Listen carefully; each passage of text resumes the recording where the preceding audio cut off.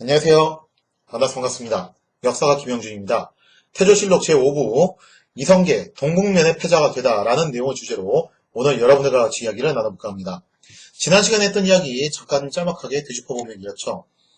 이자춘이 원래는 가문의 주인이 될 수 없는 위치였는데 자기 조카의 자리를 넘겨받게 되면서 그 과정에서 계모였던 조부인과 관계가 틀어지게 되고, 그러면서 이제 조부인의 집안이었던 쌍성총관부의 가문과 앙숙관계가 됐다고 했어요.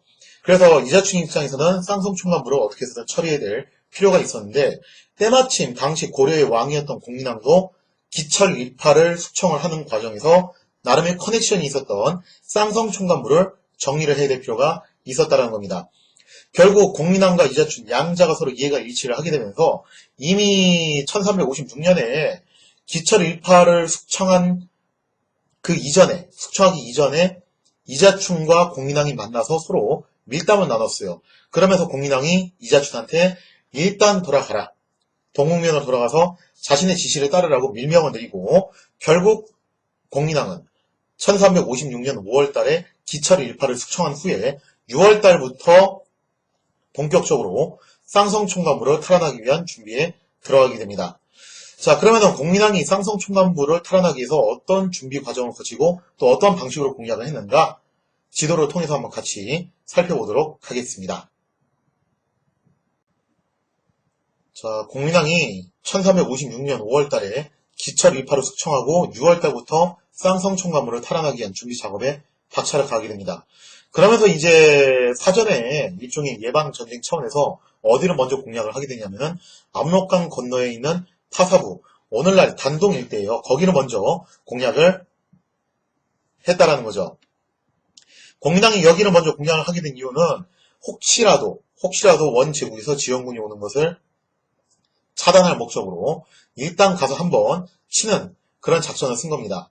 그래서 인당이라는 장군을 서북면 병마사로 삼아서 압록강 건너 파사부 주변 지역을 초타시켜버립니다. 그러니까 파사부를 점령했다라기보다는 그 주변 지역을 한번 공략을 함으로써 일종의 무력 시위를 한 거였죠. 자, 그렇게 해서 일단 이쪽 지역에 예방전쟁을 한번 딱 하고 난 다음에 7월 달에 유인우를 동국면 병마사로 삼아서 본격적으로 쌍성총관부를 공략하기 시작했다는 거죠. 자, 그래서 일찍 부사였던 유인우가 동국면 병마사를 겸하게 되면서 쌍성총관부로 가게 되는데, 당시 공민왕 입장에서는 사실 이 쌍성총관부 탈환전에 있어서 나름 자신이 있었어요. 이유가 뭐였냐? 일단 첫째, 공민왕은 사실 원제국이 지금 얼마나 혼란스러운지를 너무 잘 알고 있었습니다. 본인이 원제국에 있던 시절에 얼마나 원제국이 무너지고 있었는지 그 과정을 다 지켜보고 있었던 것도 있었고, 그리고 지금 이 쌍성총관부 탈환하기 이전에 1354년에 원제국에서 요청을 해요. 우리가 지금 홍건정의 난을 비롯해서 지방의 수많은 반란들을 평정하기 위해서 병력이 부족하니까 고려에서 지원군을 좀 보내달라고 하죠. 그래서 그때 최영과 약 한 2,000명의 고려군이 중원에 한번 건너갔다 와요. 그래서 이때 최영을 통해서도 얼마나 원제국이 지금 난장판이 된지를 잘 알고 있다는 거죠. 자, 그래서 공민왕은 이렇게 판단을 한 겁니다. 지금 현재 원제국은 도저히 우리를 공격할 수 있는 여력이 없다. 그래도 혹시 모르기 때문에 인당이나 장군한테 서국면 병마사 자리를 줘가지고 파사부로 공략하는 그런 작전까지도 이미 해놓은 상태예요. 그럼 사실상 본토에서 지원군이 올 가능성은 거의 없다고 볼 수 있는 상황이고, 그 다음에 이제 두 번째로 쌍성총관부를 공략하기 위해서 유인우에게 동국면 병마사로 임명시켜서 고려군을 출정을 시켰죠. 근데 지금 현재 쌍성총관부 후방에는 누가 있냐면 바로 이자춘이 있다는 거예요. 그리고 그 이자춘은 단순히 동국면 지역의 세력을 좀 갖고 있는 정도가 아니라 상당히 많은 집안하고 중첩적인 정략결혼 관계를 거치면서 꽤 광범위한 세력을 형성한 사람이었어요.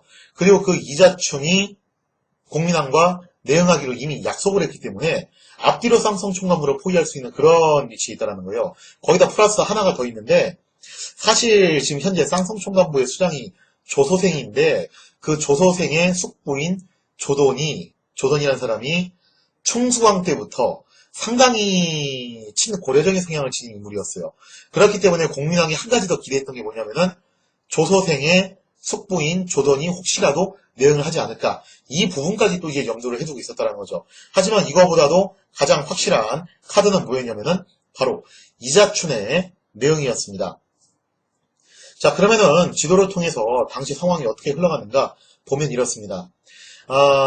쌍성총관부라는 곳은요, 동국면 일대의 여러 개의 고을들을 총괄하는 일종의 사령부 역할을 하는 곳이었는데, 그 쌍성총관부가 어디에 있냐면은 바로 화주, 오늘날 이제 영흥에 있는 곳이죠, 그죠?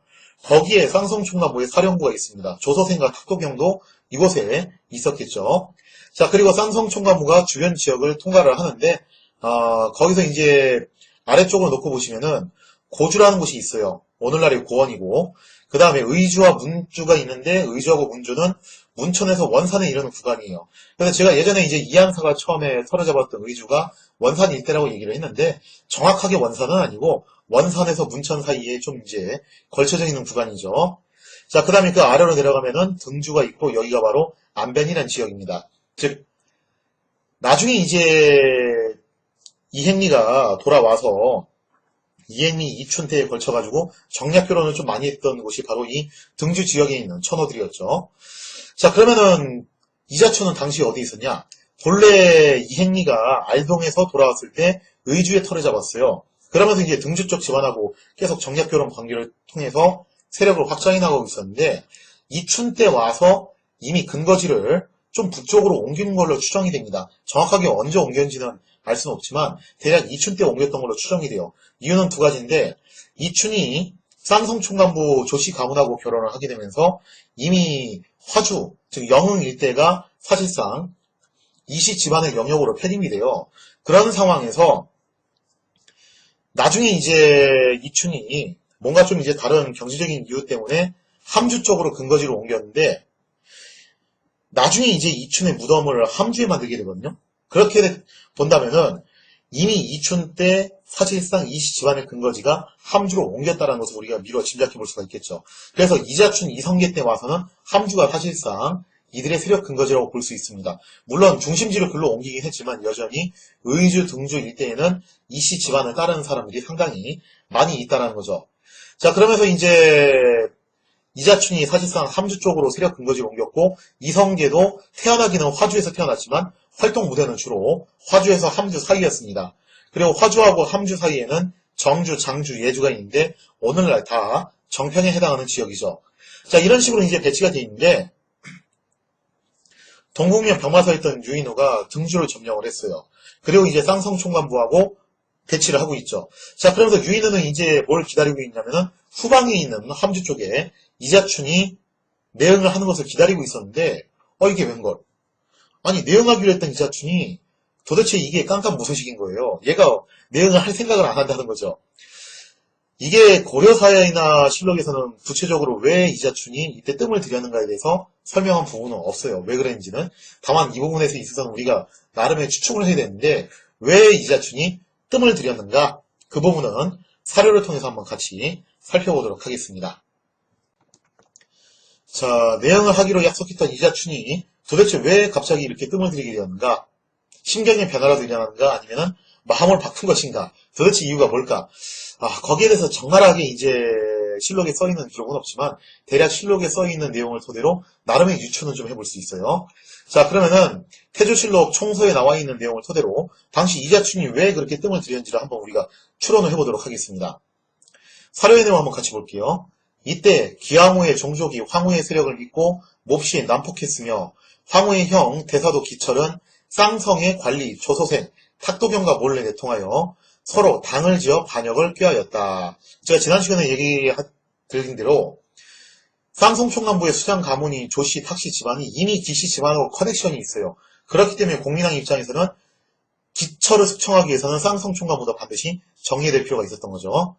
왕이 환조에게 이르기를, 여기서 말하는 환조는 이자춘이고 쌍성총관부를 탈환하기 전에 둘이 서로 만났다고 그랬죠. 그래서 만났을 때 뭐라고 얘기했냐면은 이렇게 얘기합니다. 경은 우선 돌아가서 우리 백성들을 진무하라. 혹시 병고가 있으면 마땅히 내 명령대로 하라 하였다. 고려사에서 나온 내용하고 일치하는 내용이죠. 이해 5월에 기씨를 평정하고 밀직부사 유인우를 명하여 가서 쌍성을 토벌하게 하였다. 그러니까 유인우가 원래 밀직부사지만 여기서 동북면 병마사를 제수로 받게 된 거예요. 자, 그러면서 이제 인후 등이 등주에 머무니 사실상 뭐 이제 등주, 의주 이일 때는 이씨 집안의 영향력이 강하게 미치는 곳이니까 손쉽게 유인후가 여기를 차지를 했겠죠. 자, 그런데 여기서 이 등주를 점령했던 유인후가 더 이상 전진을 안 하는 거예요. 내용을 한번 같이 읽어보겠습니다. 인후 등이 등주에 머무니 쌍성과의 거리가 200일이었다. 그곳에 머무르면 나아가지 않으니 왕이 이 소식을 듣고, 자, 여기서 보면요. 유인후가 왜 진격을 안 했는지는 사실은 실록에는 안 써 있어요. 안 써 있는데, 여기서 유인후가 안 움직인 이유는 사실은 한 가지밖에 없어요. 뭐밖에 없냐면은, 이자춘이 아직 대응을 안 했다는 거죠, 약속대로. 그 뒷구절을 보면 이게 확실하게 나오는데, 그 뒷구절에 뭐라고 되어 있냐면은, 왕은 이 소식을 듣고, 여기서 왕은 공민왕이죠.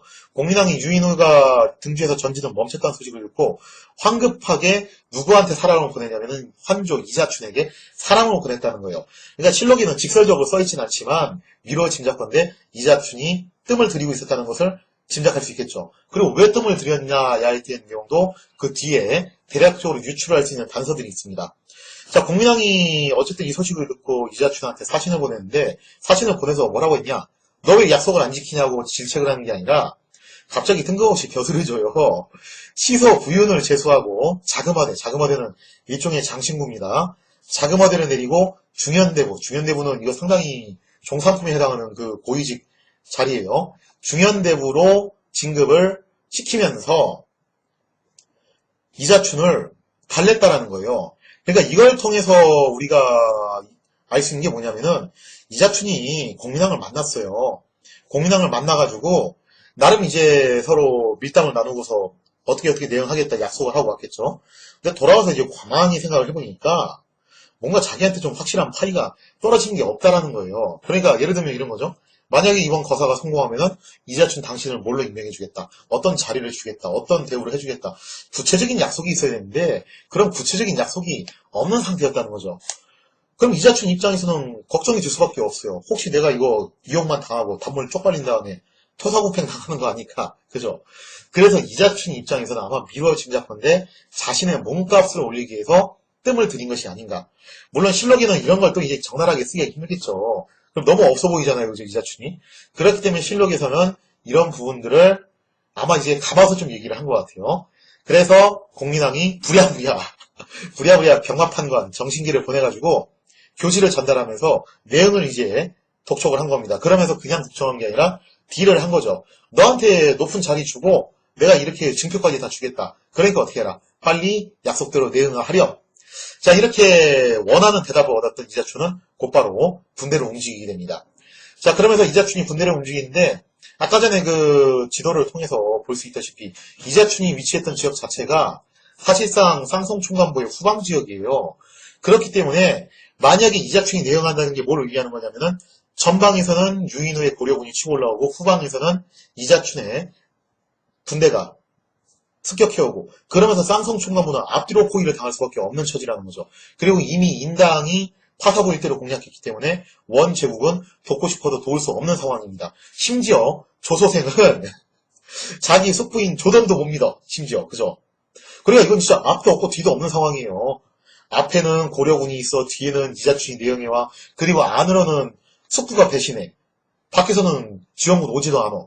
이런 상황에 조소생이 지금 현재 처해 있다는 거죠. 자, 어쨌거나 이자춘은 지금 현재 아마 조소생이 의심을 하고 있을 거예요. 이자춘이 배신을 할 것이다. 그러나 아직 기정사실 확정된 게 아니기 때문에 이자춘은 기습의 효과를 극대화시키기 위해서 은밀하게 군대를 움직이기 시작합니다. 그래서 이자춘은 명령을 듣고서 곧바로 군졸과 말을 한매하고, 한매라는 것은 입에다 재갈을 물려가지고 소리를 내지 못하게 했다는 거죠. 그렇게 해서 최대한 기도비익을 유지해가지고 결국 쌍성총관부의 후방을 들이치게 됩니다. 그리고 이때 당시에 바로 이자춘의 아들인 니성계가 첫 데뷔전을 치르게 되었다는 거죠. 당시 쌍성총관부의 전투가 어떻게 치러졌는가 구체적인 내용은 실록에도 없고 고려사에도 없어요. 그러나 이거는 뭐 안 봐도 비디오죠. 앞에는 고려군, 뒤에는 이자춘, 안에서는 숙부가 배신하고 밖에서는 지원군 안 오고 조소생이 이게 이길 수가 없죠. 이렇게 되면은 그죠? 이건 해보나 마나한 게임이에요. 실제로 양쪽에서 포위 공격을 당했을 때 기어코 조서생의 숙부였던 조돈이 안에서 내응을 해버립니다. 그래서 이제 완전 게임 오버가 돼버린 거예요.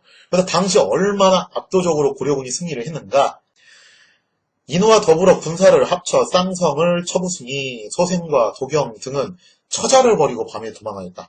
얼마나 급했는지 자신의 처자까지 버리고서 야반도주를 했다라는 겁니다. 고종 때 원나라에 점령당한 때로부터 99년 만에 지금에 와서 이를 모두 수복하였다. 자, 그러니까 이 동국면 일대가 예전에 한번 그 조씨와 탁씨 집안에서 배신을 해가지고 원제국에 넘기면서 원제국의 직할통치가 됐죠. 그런 지 꼭 99년 만이었다는 거예요. 왕이 환조를 승진시켜 대중대부 사복경으로 삼고 서울에 재택 일부를 내리고 이에 머물러 거주하게 하였다. 자, 그러면서 공민왕은 이자춘에 대한 포상을 더 높이게 됩니다. 자, 이자춘 입장에서는 가문의 운명건 도박에서 정말 대박이 터져버린 거예요. 이제 이자춘의 집안은 고려의 변절자, 도망자 집안에서 뭘로 다시 화려하게 귀환한 거냐면은 동국면을 다시 고려로 되돌린 공신으로 귀환을 하게 된 겁니다. 그래서 어느 정도로 지금 이자춘의 지위가 올라가게 된 거냐면은 원래 이자춘은 동국면의 유력한 세력가 중 한 명이었어요. 근데 사실상 쌍성 총관부를 박살을 내면서 이자춘은 동국면에서 이제 유일한 후계자가 되었다는 거죠. 거기다가 공민왕이 이자춘한테 굉장히 높은 벼슬을 하사하고 직접 집까지도 한 채 하사를 한 거예요. 그러면서 이제 이자춘은 왕이 하사하는 집에 사는 공신 중에 공신으로 올라오게 됐다는 겁니다.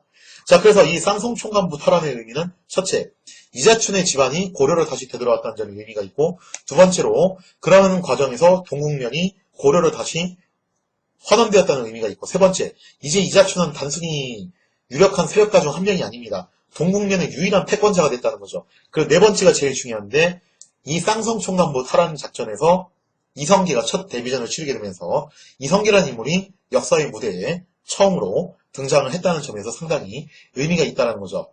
자, 이렇게 되면서 이자춘은 1356년에 쌍성 총관부를 탈환하고 난 다음에 개경으로 돌아와서 약 5년 동안 생활을 하게 돼요.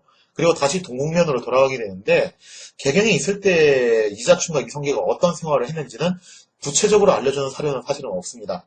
다만 우리가 미루어 짐작건데 뭔가 화려하면서도 상당히 피곤한 삶을 살았을 것이라는 것을 나름 짐작해 볼 수가 있다는 거죠. 자, 당시 개경에서 공민왕이 주최하는 활쏘기 시합에서 이성계가 굉장히 맹활약을 한 장면이 있는데 그 내용을 같이 한번 보면서 이성계와 이자춘의 개경의 삶에 대해서 한번 생각을 해보도록 하겠습니다.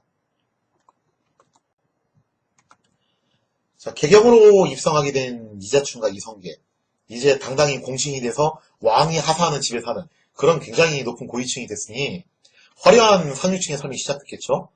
아마 모르긴 해도 이성계도 나름 이제 공신의 자질로서 고위층들과 교류를 하면서 예법도 익히고 학문도 연구하고 그랬을 거예요. 그런데 아마 이성계한테 이런 것들이 좀 잘 안 맞았을 거라는 생각도 좀 듭니다. 왜냐하면 이성계는 아주 타고난 무골 기질을 가진 사람이지 뭐 학자나 이런 사람은 아니었거든요. 한번 생각을 해볼게요. 이성계가 동국면에서 처음 태어났을 때 집안 자체가 그 지역에서 나쁘진 않았어요. 굉장히 강력한 세력을 갖춘 지역 유력한 가문이었다는 거죠. 그러다 보니까 주변 사람들한테 많이 이제 대우도 받고 살았을 것이고 무엇보다도 실록과 야사에서 전하는 수많은 일화들처럼 이성계는 무예가 정말 남달랐기 때문에 많은 사람들의 존경을 받았을 겁니다. 더군다나 동국면 지역은 고려인들만 사는 게 아니라 여진족, 몽골군이 뒤섞여 사는 굉장히 험악한 동네예요. 그런 곳에서는 공부 잘하는 사람보다도 싸움 잘하는 사람들이 대우를 좀 더 받을 수밖에 없다는 거죠. 그러니까 이성계는 진짜 그 지역에서 잘 나가는 동네 큰형님으로 대우를 받고 살았을 거예요. 그런데 그 이성계가 개경으로 오니 자기가 그동안 자신있게 생각했던 강점들은 더 이상 여기서 장점이 아니었다는 거죠. 개경은 이성계의 장점과는 좀 거리가 먼 동네예요. 즉 이성계가 잘하는 활쏘기, 말타기, 무예 이런 걸 숭상하는 동네가 아니라 개경에서 우선시하는 것은 혈통, 가문, 예법, 그 다음에 학문, 학파 이런 것들을 굉장히 더 중요시 여기는 지역이 개경이었다는 거죠. 자, 그래서 이 개경에 왔던 이성계는 아무래도 여기에 적응하는 데 있어서 애로사항이 상당히 많았을 겁니다. 그럼에도 불구하고 이성계 특유의 장기인 활쏘기와 기마술을 자랑할 수 있는 기회는 굉장히 많았을 거예요. 자, 지금 보고 계시는 사료의 내용이 바로 그 부분인데 이게 태조실록 총서에 나와 있는 내용이라 가지고 구체적으로 몇 년도에 있었던 일인지는 알 수는 없어요. 그러나 모르긴 해도 이성계가 개경에 머물렀던 5년간에 이런 일들이 좀 종종 있었을 것으로 추정이 됩니다. 자, 내용을 한번 같이 보면 이렇습니다. 찬성사 황상이 원나라의 벼슬을 하여 활 잘 쏘기로 세상에 이름이 났는데, 자, 이 황상이라는 사람도 활을 잘 쏘기로 굉장히 이름이 났다는 거예요. 그래서 나중에 공민왕이 이제 언제 한번 활 쏘기 대회를 개최를 하는데 그 대회에서 이성계와 황상이 붙게 됐다는 거죠. 해가 이미 정오가 되어 황상이 이르니 여러 재상들이 태조에게 홀로 황상과 더불어 쏘기를 청하였다. 즉 1대1 맞고라를 신청한 거죠. 무릇 수백 번을 쏘았는데 황상은 연달아 50번을 마친 후에도 혹은 마치기도 하고 혹은 마치지 못하기도 하였으나, 근데 이게 활 쏘기가 되게 힘들어요, 이거. 왜냐면 이게 더군다나 지금 활도 아니고 옛날 활이잖아요. 근력을 정말 많이 요구하는데, 제가 그 실내 양궁장에서 양궁을 좀 몇 번 써봤어요. 그때 이제 저한테 마이크 증정이 좀 노런쟁이하고 같이 가서 써봤는데, 확실히 노런쟁이가 이게 집안이 좀, 그 조상님들이 무인 집안이라고 그러더라고. 그래서 그런가, 저보다는 좀 잘 쓰더라고요, 얘가. 근데 아무튼 간에 이거 쏘는데, 진짜 팔힘 정말 많이 들어가요. 웬만한 사람들은, 일반인들은 한 20발만 쏘면은 근육에 무리가 가지고 더 이상 쏘기가 힘들어진다는 거예요. 그러니까 이 황상이나 이성계 같은 사람들도 전문 무인이다 보니까 저보다는 훨씬 더 많이 쏘겠죠. 그러나 50발을 쏜다는 것도 사실 대단한 거예요. 그것도 황상이 50발을 써가지고 50발을 다 맞춘 거거든요. 그러니까 이 정도만 돼도 이건 명궁이에요. 이건 정말로. 그런데 이성계가 어느 정도 수준이었냐? 태조는 한 번도 맞히지 못한 적이 없었다는 거예요. 그러니까 황상은 50발까지는 다 맞추는데 50발 넘어가면서부터 체력이 떨어지고 집중력 떨어지니까 이게 빗나가기 시작해요. 근데 이성계는 50발이 넘어가도 계속 잘 맞춘다는 거죠. 왕이 이를 듣고 말하기를 이성계는 진실로 비상한 사람이다 하였다.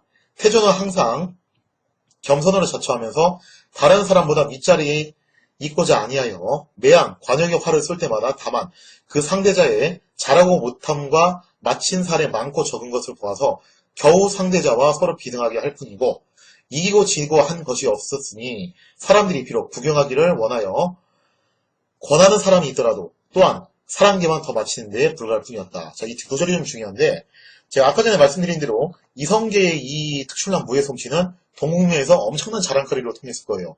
그러나 개경에서는 이건 자랑거리가 아니라는 거죠. 즉 개경에서의 자랑거리는 세련된 예법, 그 다음에 좋은 집안의 혈통, 그리고 학문적인 그런 연마 이런 것들이 중요했기 때문에 이성계도 아마 그런 것들을 좀 연마하기 위해서 노력을 했을 거예요. 근데 그게 뭐 잘 돼요, 그게? 어릴 때부터 해보지 않았던 건데 습관화가 안 된 게 뭐 잘 되겠냐고요. 그러다 보니까 이성계는 이런 활속이나 기마술에서 오히려 두각을 드러냈고 이런 부분에서 자신의 능력을 과시할 수 있는 기회가 있었을 겁니다. 즉 황상과의 활속이라도 그런 자신의 강점을 자랑할 수 있는 일종의 자랑의 기회였다는 거죠. 그런데 아마 이제 이성계가 뭔가 좀 느끼는 게 있었을 거예요. 어떤 점을 느꼈냐? 이성계 딴에는 이제 이렇게 자기가 활을 잘 쏜다, 그 다음에 기마술과 무예가 뛰어나다 이런 것들을 자랑 삼아서 이제 몇 번 좀 과시를 했겠죠. 그러다 보니까 사람들이 박수는 치는데, 그죠? 어떻게 생각하는 겁니까? 잘하긴 잘하는데, 뭐 좀 잘하긴 하네?